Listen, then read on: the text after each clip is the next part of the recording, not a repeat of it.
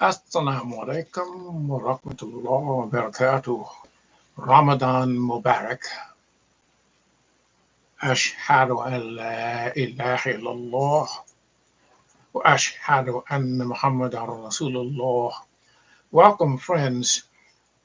This little chat, little video is about one ayah in the Qur'an, in the 76th surah, the 23rd ayah, uh, under I'm having a senior moment. Um, Under the playlist, that's what it is, books and things. Um, I will occasionally discuss something in the Quran. Okay, it's a book, so books and things. Um, this ayah, okay, as I repeat, the Quran cannot be translated into any language, least of all into English. Uh, and I've come upon a word because I read the Maulana Muhammad Ali uh, rendition. That's the word I'm going to use. Rendition of the Quran into English. I believe I read it 6 times, and then I read the Yusuf Ali rendition 6 times. And by then I had learned to read the Arabic, to recite the Arabic. I'm still learning to read it.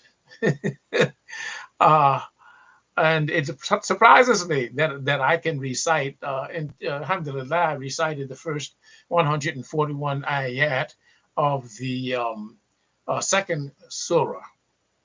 Uh, and I feel like I'm actually understanding it the way we understand English, not by mentally translating into English. So, when I see the word, I don't know, nafs, I'm translating it into self, which is, it doesn't mean that. Nafs cannot be translated into an English word. There is no English word that means the same as nafs. Sometimes we say self, sometimes we say soul. You can't understand nafs, not in the Quran, unless you realize that there is a higher reality. Because nafs is not just our self here, but it is our reality in the higher reality. When we leave this life, we are a nafs moving into the next life. So I don't have a try to have I'm trying not to have a running translation in my head while I'm reciting the Quran. Um, I didn't start learning to recite the Quran until I was almost about 30 years old. The best time to learn any language is before puberty. Puberty is a major transition in human life. This society, part of its madness is that it pays little attention to puberty. It says, oh, you're 18, now you're an adult. Well, I went through puberty between 11 and 13. Major change in my life, major change. But I didn't even know what it was. I didn't know until I was 13. And someone gave me a book because my mother refused to acknowledge it. One of the strange things in my life, she kept telling me to wash my face because I had hair. Coming in when I was 12 years old, there's this shadow on my lip. She just refused to acknowledge it. And I should have realized her condition. I love my mother. I mean, she has passed, but uh, her condition. I'm going to get to the ayat in the Quran in a moment, but her condition that I would obediently go and wash my face again because I'd already washed it and come back to the table, and she was satisfied. My face hadn't changed at all, but she was in a mental state. I should have realized when I was 12 years old that okay, my mother is out there, but I didn't realize it until I was 16. What we need in order to find our sanity wherever we are is the Arabic Quran that Allah has sent to everyone in the world. Okay, so let me recite for you this ayah. أعوذ بالله من الشيطان الرجيم. I seek refuge with Allah from the rejected Satan. That's what that can be rendered as. Um, Bismillahir Rahmanir Rahim. And again, in the name of Allah, the gracious, the compassionate. And of course, that's a rendition. It's not, even a simple word like isma, we say it means name. Well, name doesn't mean isma. Isma encompasses the meaning of name, but name does not mean isma. Isma. Um, but at any rate, uh, Bismillahir Rahmanir Rahim. إنا نحن نزلنا عليك القرآن تنزيلا. That's it. إنا نحن نزلنا عليك القرآن تنزيلا. Once more. إنا نحن نزلنا عليك القرآن تنزيلا. إنا. Um, One of the things about Arabic grammar, there are two types of sentences. There's the noun sentence, and there's a verb sentence. In the verb sentence, the doer of the verb always comes after the verb, always. In a noun sentence, the noun comes first, the subject, as we would say in English, and then the predicate comes after that. And in Arabic grammar, sentences come inside of other sentences. Just like in English, we have a main clause or a subordinate clause, and so forth. In Arabic, sentences can be inside of other sentences. So this inna is a noun sentence that begins with a pronoun. Well, it begins with surely, in, surely. Na means we, surely we. And Allah uses what we call the royal we in referring to himself. Not always. Sometimes he says ana, meaning I. And sometimes he refers to himself as huwa, which is rendered as he. Um, Arabic has only two singular pronouns uh, of something that we're talking about. Uh, Huwa, which we render as he, and Hia, which we render as she. Everything that exists in the entire vastness of the cosmos is either Huwa or Hia. There is no it in Arabic. وَالشَّمْسُ وَضُحَاهَا وَالْقَمَرِ إِذَا تَلَاهَا. And we render this as by the sun and her brightness, and by the moon as he follows her. So as Shams, the sun, is Hia, she, and Al-Qamar, the moon, is Huwa, he. Everything is either Hia or Huwa. Okay, Inna, surely we. Nahnu, Nahnu is the full pronoun for we. Na is the pronoun when it's attached to something, like in na. Nahnu is the pronoun, meaning we. Inna nahnu. So we have we, twice at the beginning of this statement. Uh, Nazzalna, nazzalna. Sometimes, quite often, we render this process by which the Quran has come to us as it is revealed. But Allah always, as best I can recall, refers to this process as coming down. And there are two forms of this verb. There's anzala and there's nazzala, right? Anzala and nazzala.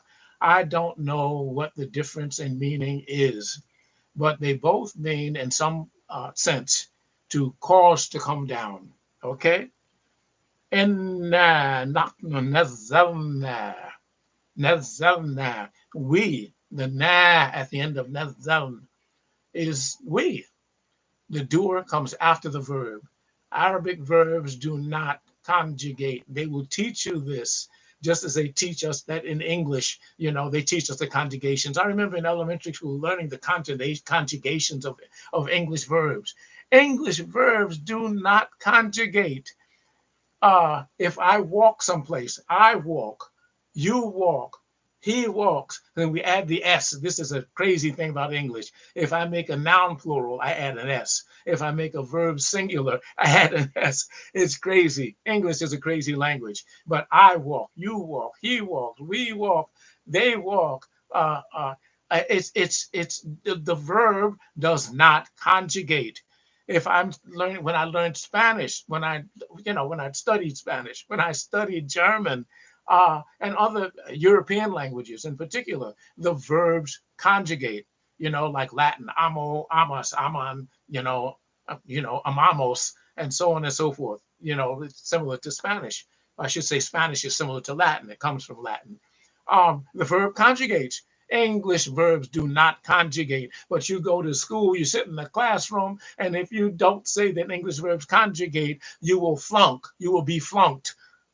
You will be flunked. My mother's brother, oldest brother, we called him Toby. Um, he was thrown out of school in North Carolina in the third grade. They said he was too stupid to teach.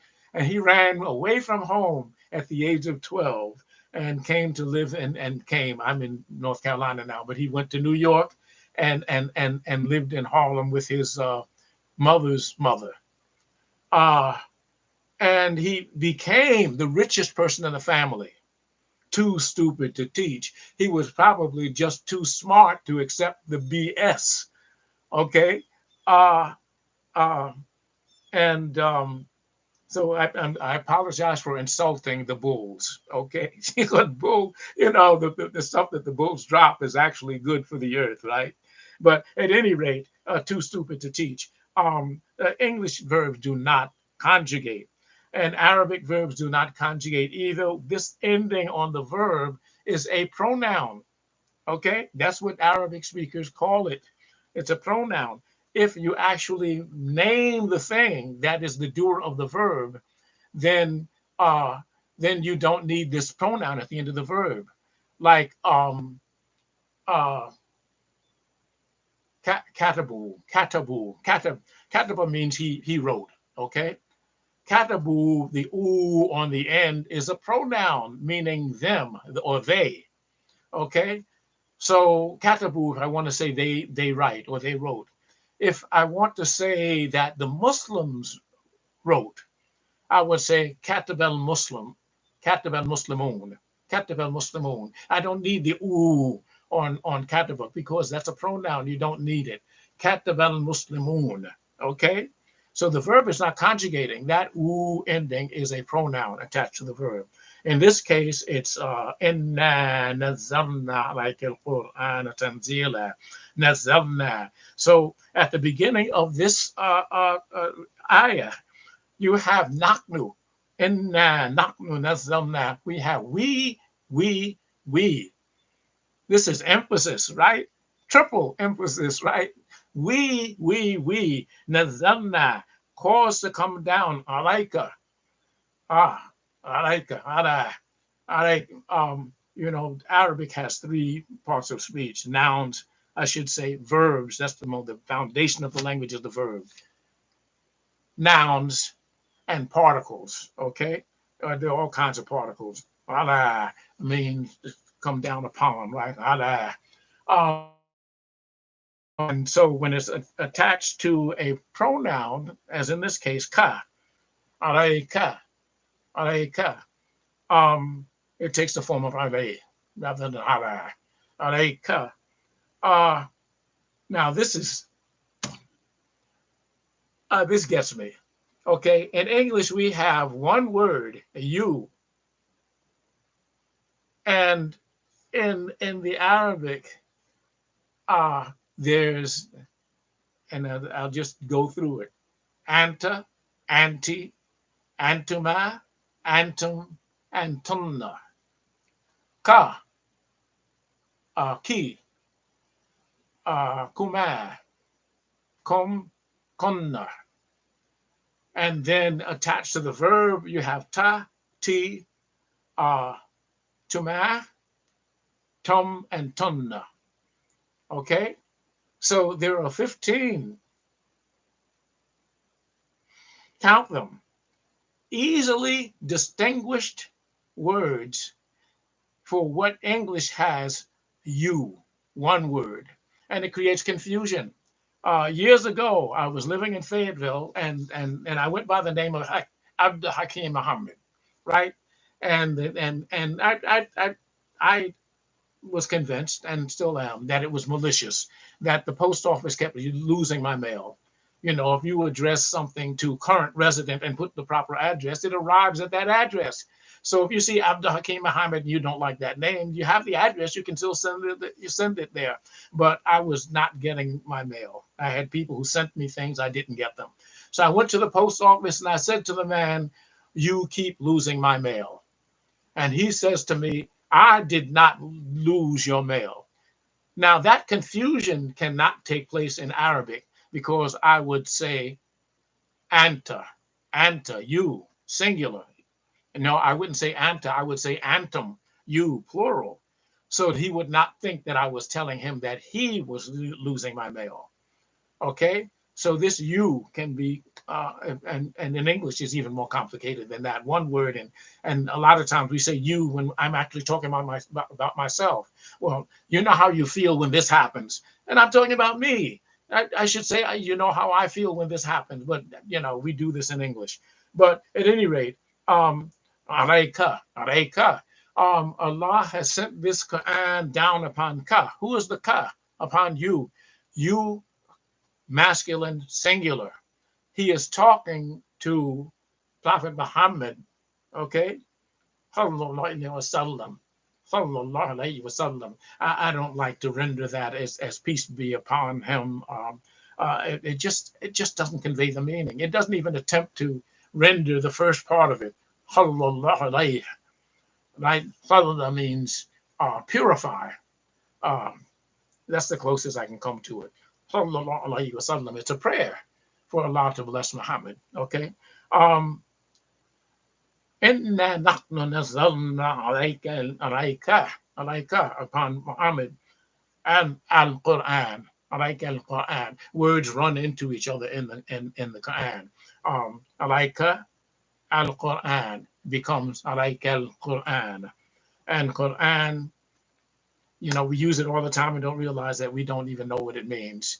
It means that which is to be read, that which is to be recited, right? It means both. It's one meaning and it means both, read, recited.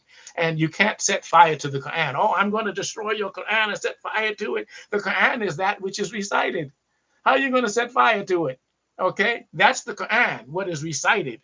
Um, the Quran, you know, okay, we can have a written, you know, version, but that's not the Quran. The Quran is what is recited.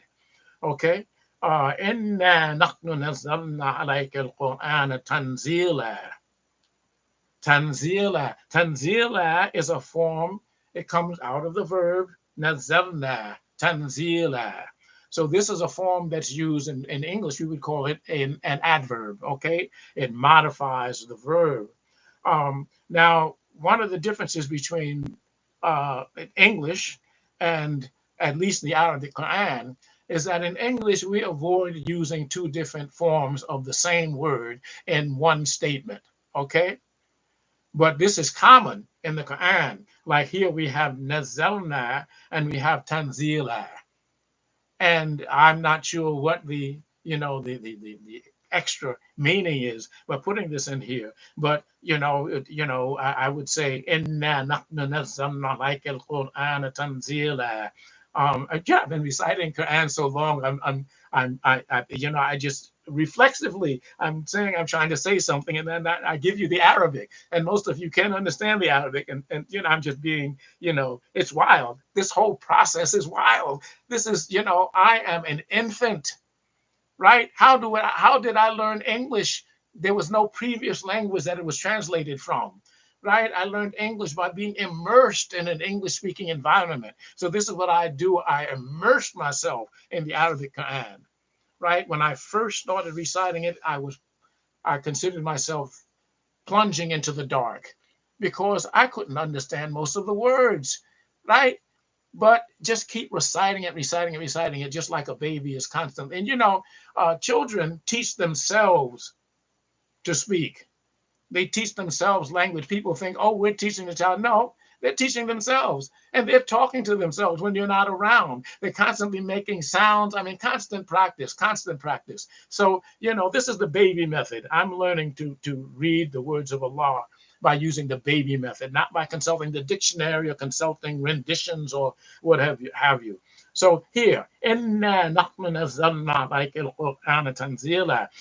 We are causing to come down on you, Muhammad, the Quran coming down, right? Tanzila, coming down. Now, throughout the Quran, Allah is constantly reminding us that He causes water to come down from the sky. Ma min as-sama'. The word for water is ma. Ma min as-sama'. And sama' we translate it as the sky, right? It has more than one meaning. Ma min as-sama'. So Allah causes water, right? Nazala, nazala, or anzala. He causes water to come down from the sky. So whenever he talks about how we get the Quran, he says anzalna or tanzila, coming down. So the Quran is like water from the sky. Okay? So in this one little ayah, I have to stop talking sometime, don't I? In this one little ayah, we have lessons about the Arabic language, its relationship to the English language, and how Allah has sent down this message, right? He sent it to Muhammad, sallallahu alaihi wasallam. And then, of course, Muhammad's job was to give us the Quran. And over a 23-year period, in bits and pieces. And people complained about that. Why doesn't it all come down at once? In bits and pieces. Allah is the best planner. I mean, He did it because sometimes it was topical, right? His wife was accused of, one of his wives, his wife Aisha was accused of adultery. And so Allah sent down a message. And this was before she could know, if the woman had committed adultery. It was too soon for her to know if she was pregnant. So Allah sent down this message telling Muhammad, this is BS. I was insulting the bulls again. But Allah is telling, He told in a certain amount of detail, this is foolish. This is foolish. Those people should shut up. And which surah is that in? I think it's in the 24th surah, Soorat-ad-Dahr, the surah of light. I believe it's in that surah. But at any rate, the thing is, that was topical, right? There was a situation, people were talking about it. It was a big to-do, and Allah says they should shut up. Now, of course, Allah knows everything. But, if the woman, may Allah be pleased with her, Aisha, if she had gotten pregnant, then, of course, that would say, well, no, that would have been bad. But there are other places in the Quran where Allah sent down a message, and then it looked like, no, that can't be true, and then it happens, right? So at any rate, the